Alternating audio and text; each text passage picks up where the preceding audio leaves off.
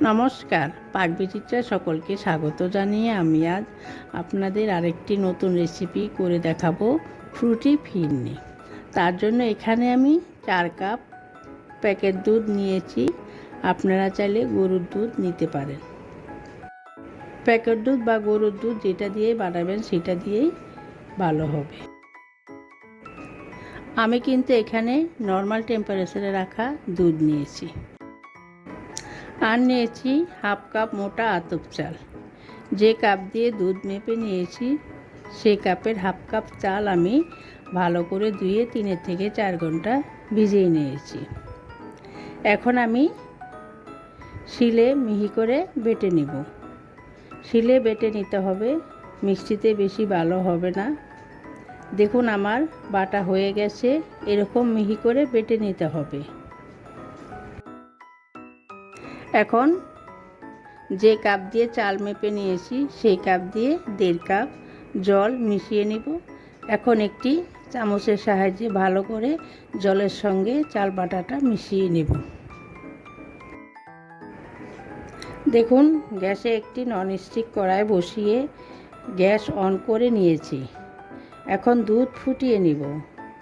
এ সময় গ্যাস হাইতে রেখেছি। দেখুন আমার দুধ ফুটে উঠেছে।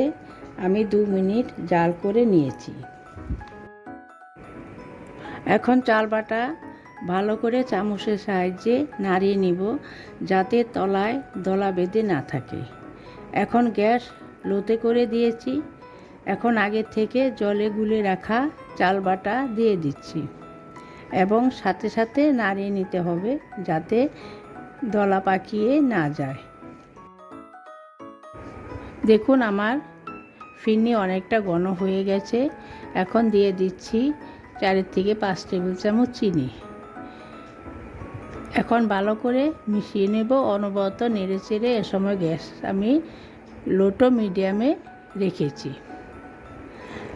তা না হলে এ সময় তলায় লেগে যাওয়ার সম্ভাবনা থাকে। এখানে মিষ্টি আপনারা বাড়িয়ে নিতে পারেন। আমি মিষ্টি কম খেতে পছন্দ করি, তাই আমি 4 থেকে 5 টেবিল চামচ চিনি দিয়েছি। দেখুন আমার ফ্রুটি ফিরনি তৈরি হয়ে গেছে। ঠান্ডা হলে অনেকটা ঘন হয়ে যাবে। এখন দিচ্ছি চা চামচের হাফ চামচ এলাচ গুঁড়ো, এতে করে সুন্দর একটা ফ্লেভার আসবে। এখন নামিয়ে পুরোপুরি ঠান্ডা করে নিতে হবে।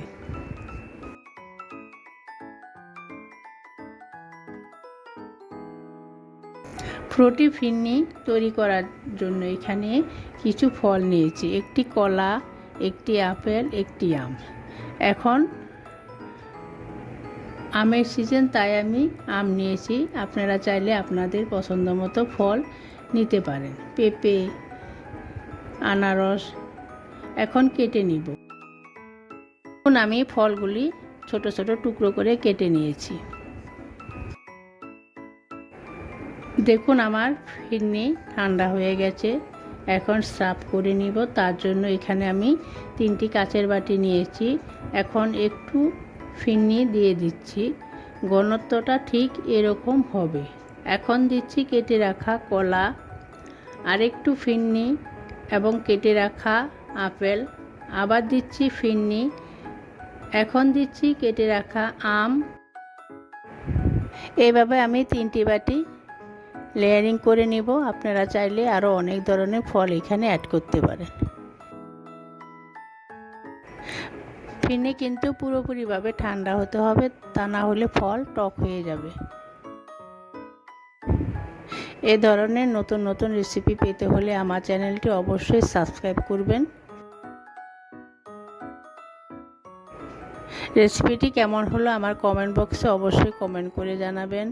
লাইক করবেন, কমেন্ট করবেন, বেশি বেশি করে ভিডিওটি দেখবেন, সবার সঙ্গে শেয়ার করবেন।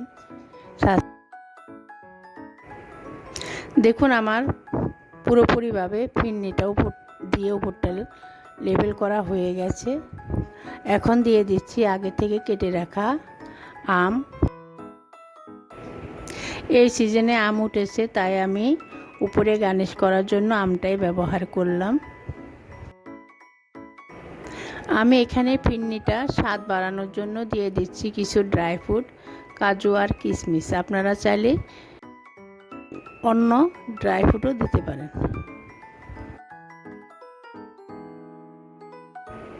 দেখুন আমার ফ্রুট ফিরনি তৈরি হয়ে গেছে। আমার চ্যানেলটি সাবস্ক্রাইব করবেন, পাশে থাকবেন। ধন্যবাদ।